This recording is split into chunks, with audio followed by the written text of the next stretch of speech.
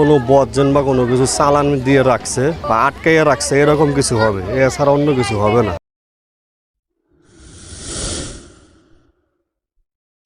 কিসের জন্য কথা বলেন? কি হয়েছে কিছু বলবেন? বিয়ে হবে নাকি একটু বলে দেন। খালি উই বলে।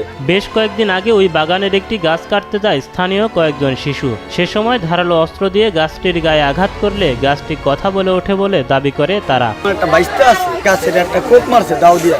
গাছে বলছে কি যে আমারে কাটিস না, আমার মারিস না, আমার কষ্ট হয়, গাছটা কাটিস না। তো ছোট মানুষ না, ওপরে লাফান্ডে বলছে, লাফান আইসা কান পাতে কথা বলে, গাছেও কথা বলে। বলার পরে আস্তে আস্তে যারা মুরব্বী ছিল, বয়স্ক যারা ছিল, তারা শুনতে পারছে। আমি সালাম দিয়েছি, সালামের উত্তর দেয়।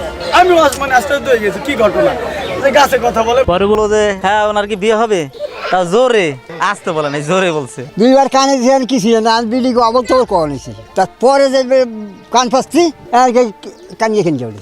এদিকে এমন চাঞ্চল্যকর সংবাদের পর গাছটি দেখতে মাদারীপুর, বরিশাল ও ঢাকা সহ বিভিন্ন স্থান থেকে দলে দলে লোকজন এসে ভিড় করতে শুরু করেন সবুর মিয়ার বাগানে। সকালবেলা শুনলাম যে গাছে নাকি কথা বলে, তো সেটা আর কি সামনাসামনি দেখার জন্য এখানে আমি আসলাম। কান পেতে শুনলাম, কানে হাত দিয়ে সালাম আমি দিলাম। এখন দেখি যে বাচ্চাদের মতো কান্নার একটা আসে আর কি, আওয়াজ আসে।